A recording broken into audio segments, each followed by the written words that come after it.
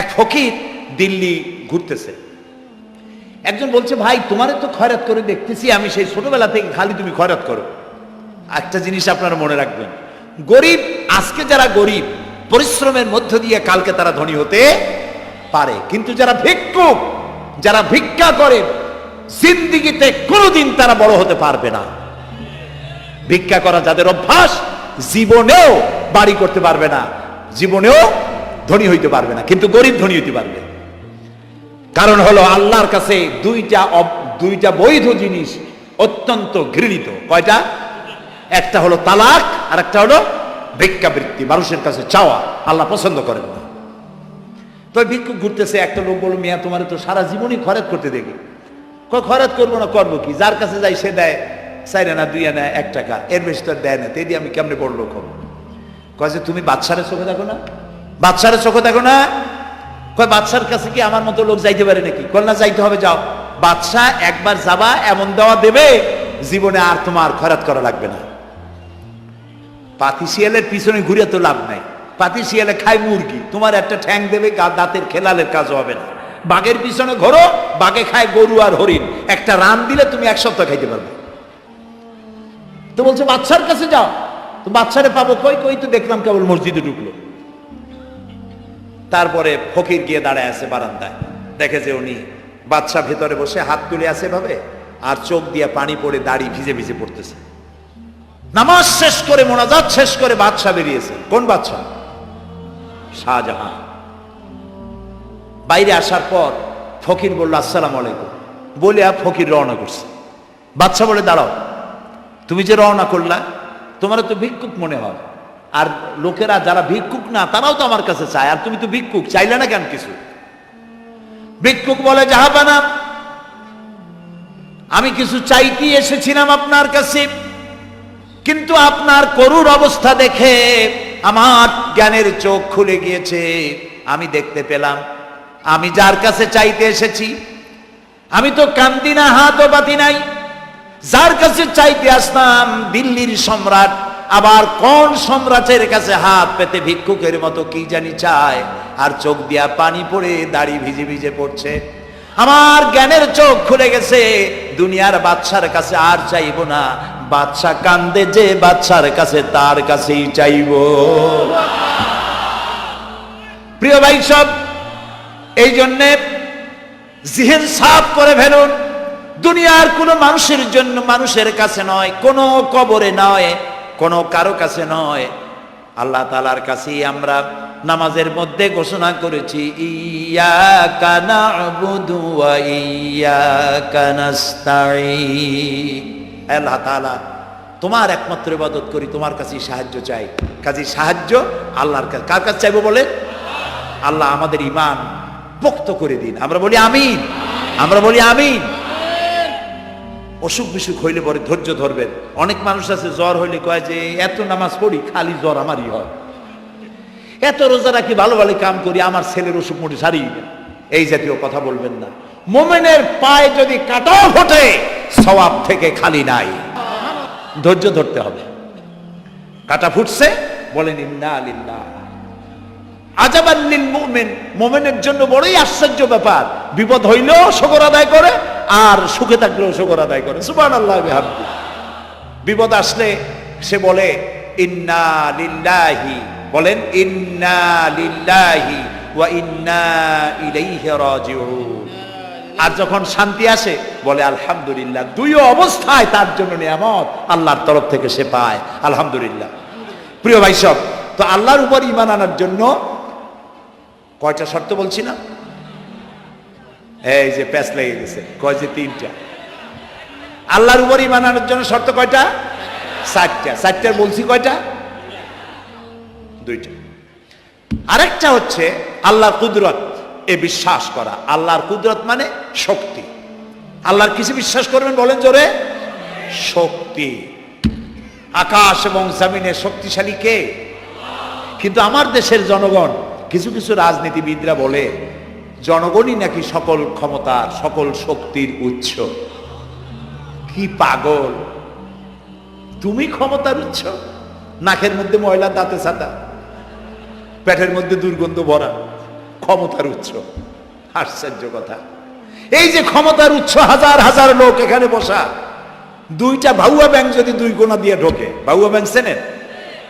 Big সাইজের bank, দুইটা যদি দুই দিক দিয়ে ঢোকে লাফাইতে লাফাইতে, সামনে যারা আছে এমনি লাফাবে। অন্তত টঙ্গী তামিরুল মিল্লাত মাদ্রাসা ছাড়াইয়া তারপরে ফিরে তাকায় বলবে, ভাই আমরা দৌড়াই কেন? ব্যাংকের সামনে অসহায়, বল্লা ভীমরুলের সামনে অসহায়, সাপের সামনে বিচ্ছুর সামনে অসহায়, তারা কয় সকল ক্ষমতার উৎস জনগণ। কপাল পোড়া, ক্ষমতার উৎস জনগণ নয়। এটা কোরআনের সাথে কন্ট্রাডিকশন হয় এ কথায়। আল্লাহ বলেছেন আন্নাল কুওয়াতা লিল্লাহি জামিয়া, সকল ক্ষমতার উৎস কে? চিল্লায় বলো ক্ষমতা কি দেখছেন? মাত্র 1.5 মিনিট। কয় মিনিট? মাত্র 1.5 মিনিট। আল্লাহ বলেছেন কোন, সাথে সাথে তামিলনাড়ু, মালয়েশিয়া, ইন্দোনেশিয়া, থাইল্যান্ড, মালদ্বীপ, শ্রীলঙ্কা, 2 লক্ষ লোক শেষ, 1 লক্ষের খোঁজ নাই। সমুদ্রের পানি 33 ফিট উঁচু হয়ে এসছে। সুবহানাল্লাহ কইতে ইচ্ছে করে না? বিজ্ঞানীরা বলেছেন ভারত মহাসাগরের তলদেশে ফাটল ধরেছে, ওর কয়েক কিলোমিটার নিচে ভূমিকম্পের উৎপত্তি হয়েছে। ভারত মহাসাগরের পানি 3 হাত না 4 হাত, কত কিলোমিটার আল্লাহ জানে। এই কয়েক কিলোমিটার নিচে যে মাটি, সেই মাটিরও কয়েক কিলোমিটার নিচে ভূমিকম্পের উৎপত্তি। এখান থেকে ভূমির কম্পন হয়েছে, সেই ভূমিকম্পে সমস্ত মহাসাগরের মধ্যে, ভারত মহাসাগরের মধ্যে জলকম্পন শুরু হয়েছে। পানির কম্পন, মাটির কম্পন একসাথে 4 তলা পরিমাণ উঁচু হয়ে পানি চলে আসছে। বাড়ি গাড়ি সব কিছু খড় কুটার ন্যায় সব উড়িয়ে দিয়েছে। এগুলোরে কপাল পোড়া নাস্তিক যেগুলি, তারা বলে প্রাকৃতিক দুর্যোগ। ওর বাপের মাথা। আচ্ছা, প্রাকৃতিক দুর্যোগ, প্রকৃতি কি? কোন জন্তুর নাম? প্রকৃতি কোন জন্তু জানোয়ারের নাম? প্রকৃতি নিজে চলে না কেউ তাকে চালায়? কে চালায়? কপাল পোড়ারা তা বুঝে না।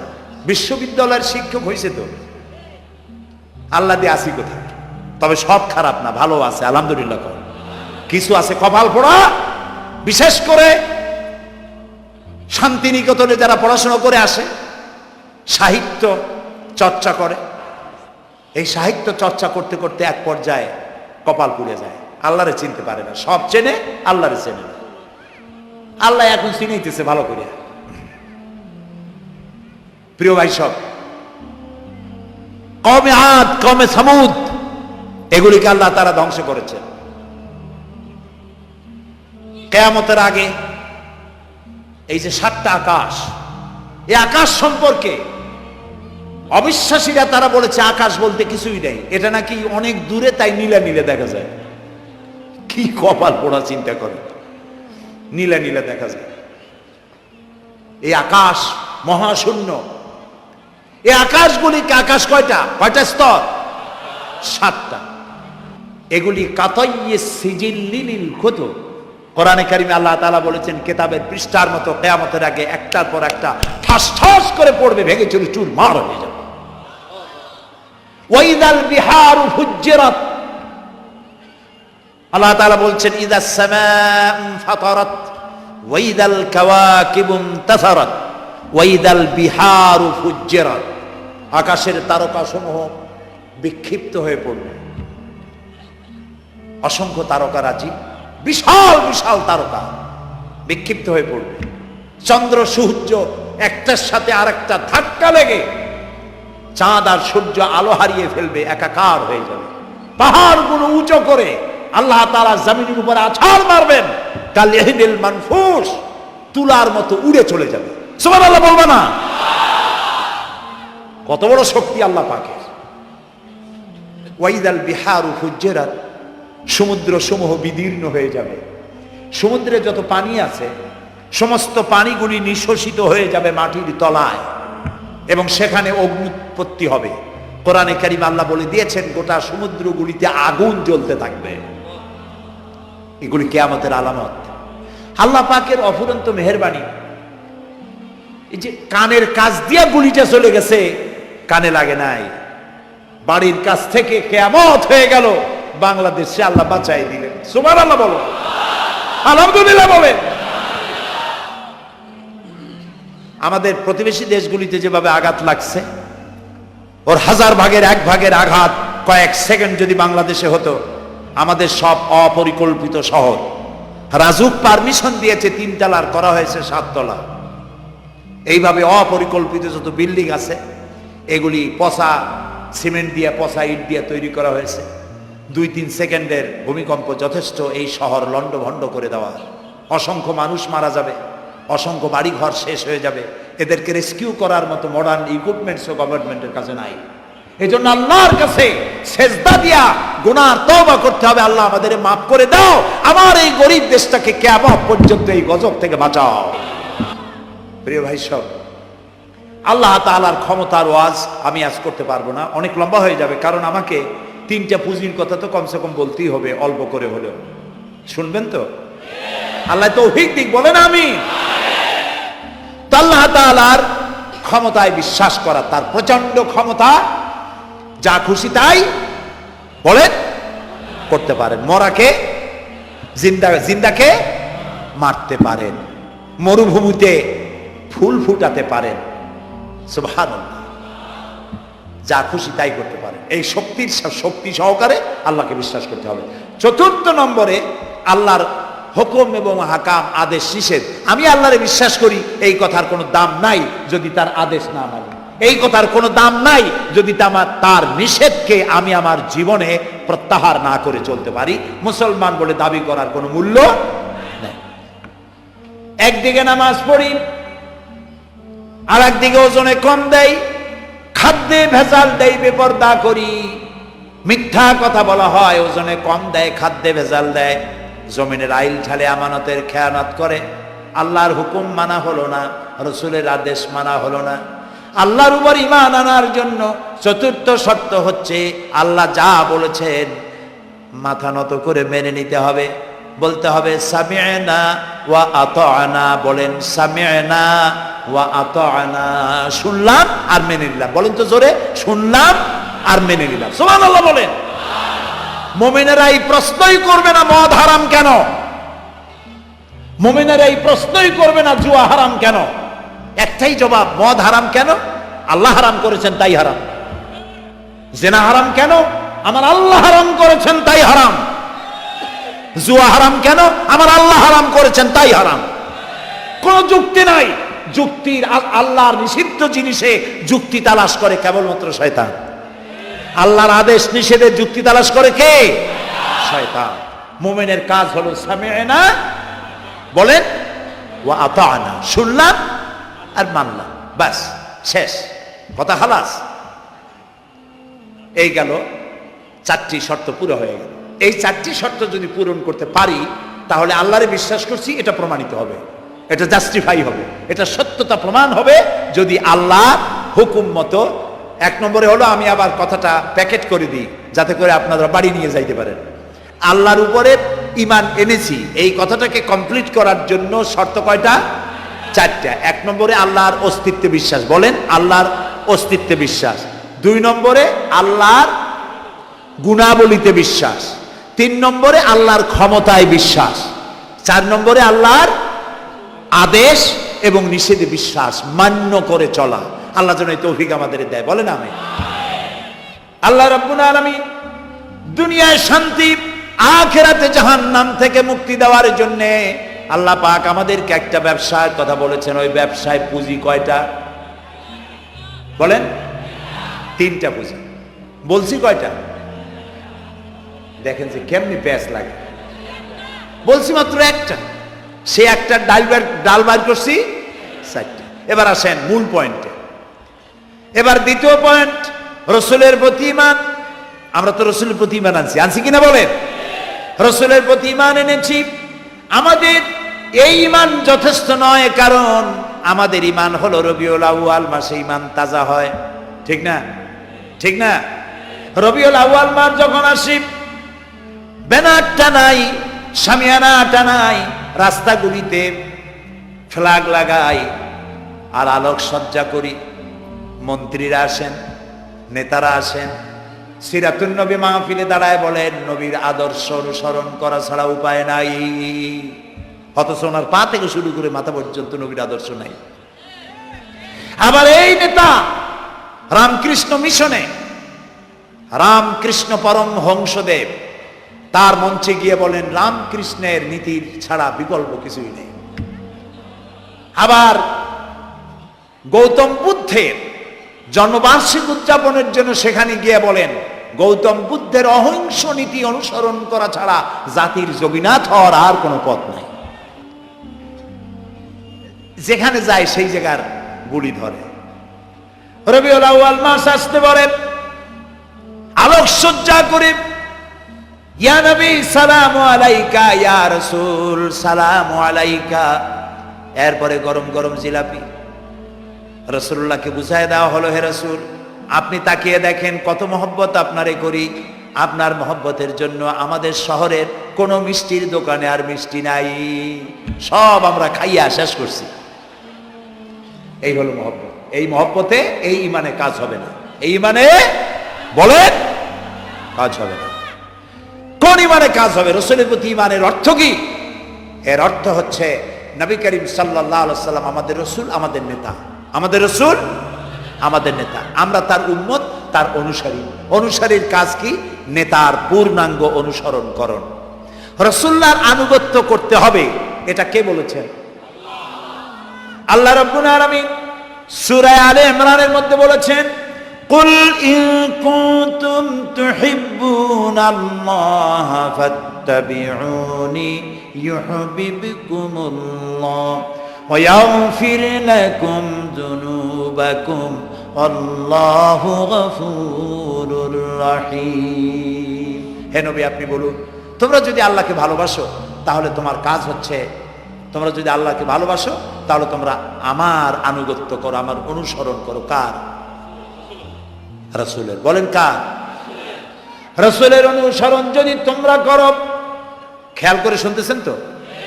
আল্লাহ তাআলা বলছেন নবী আপনি বলেন তোমরা যদি আল্লাহকে ভালোবাসো, তোমাদের এই দাবি যদি সত্য হয় তাহলে আমার অনুসরণ করো, আমার আনুগত্য করো।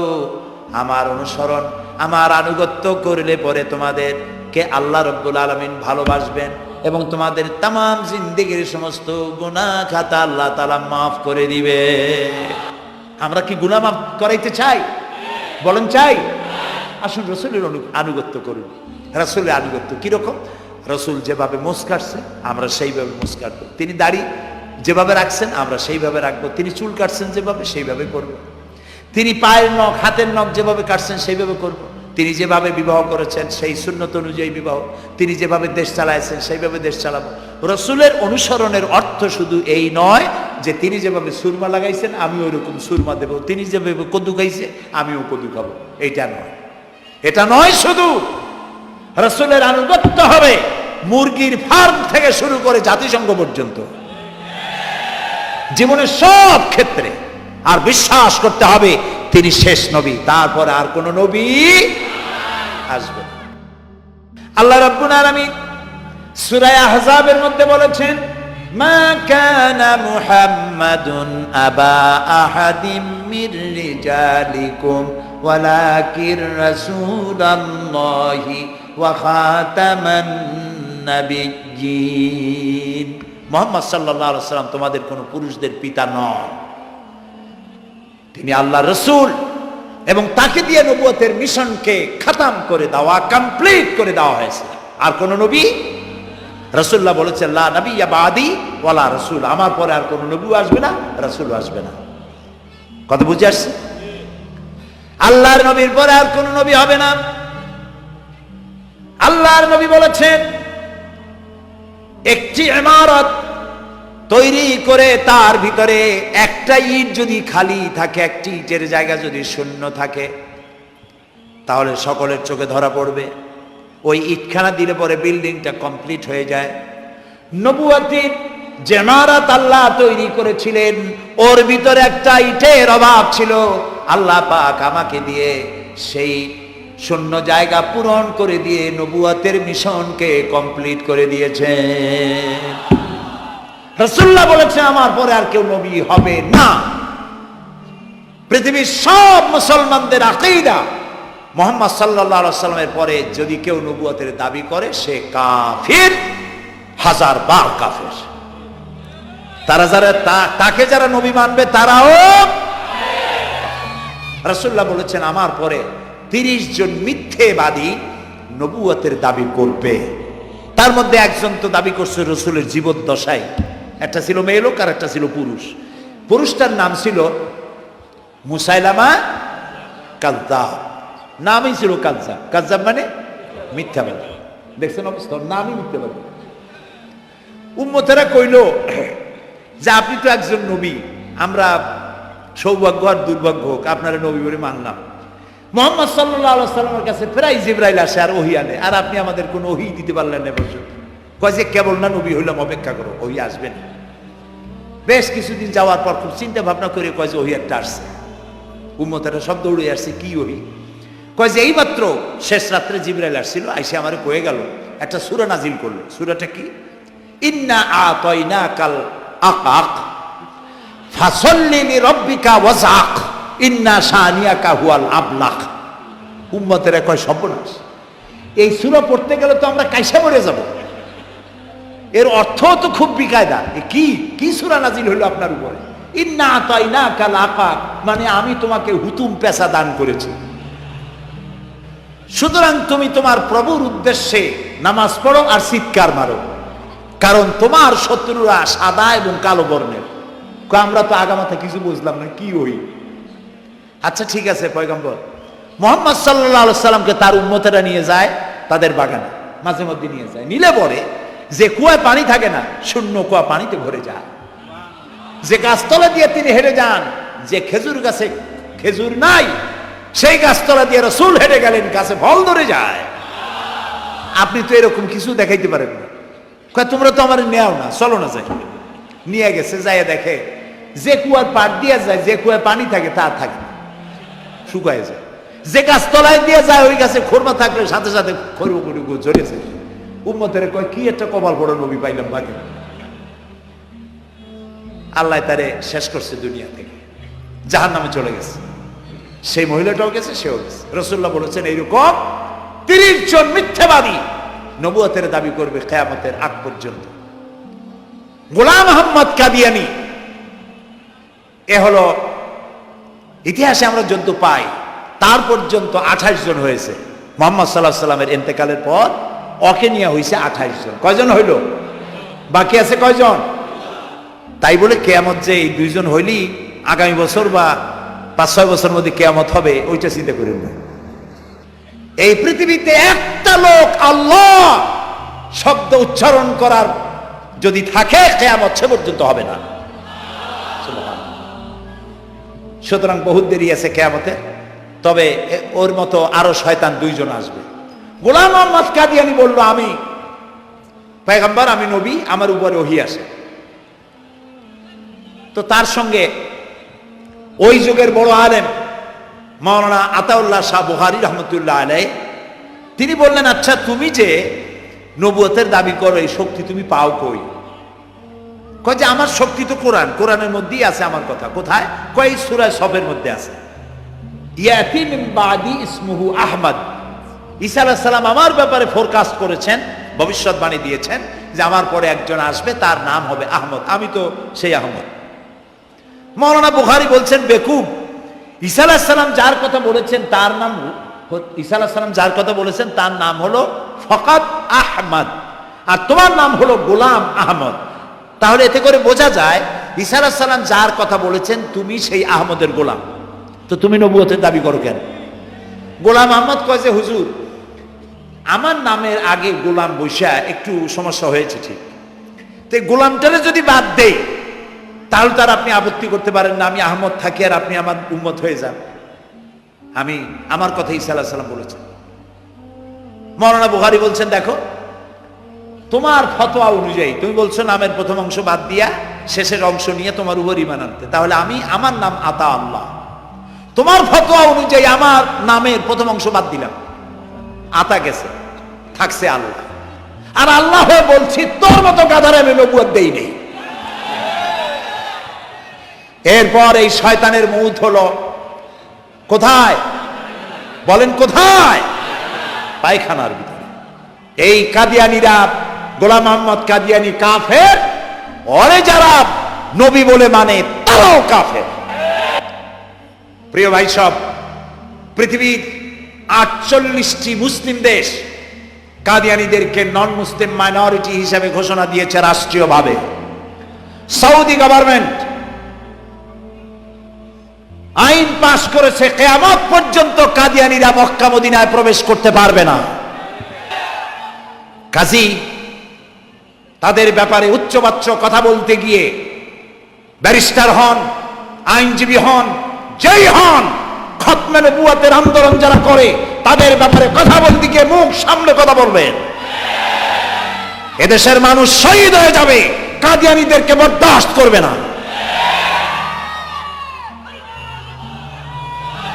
আমাদের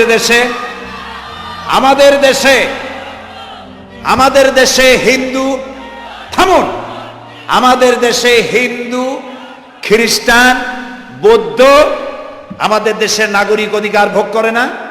আমাদের সমান নাগরিক অধিকার তারা ভোগ করে। কাদিয়ানীরাও হিন্দু খ্রিস্টানদের মতো নন মুসলিম মাইনরিটি হিসেবে এদেশে বসবাস করে নাগরিক সুবিধা ভোগ করবেন, কোনো অসুবিধা নাই। কিন্তু আপনি মুসলমান বলে দাবি করবেন না, শেষ নবী মানবেন না, আমরা এই ব্যাপারে কিয়ামত পর্যন্ত আপোষ করব না। কেবলমাত্র মূর্খ, দালাল, হারামখোর তারাই কাদিয়ানীদের পক্ষ অবলম্বন করতে পারে, ইমানদারেরা পারে না।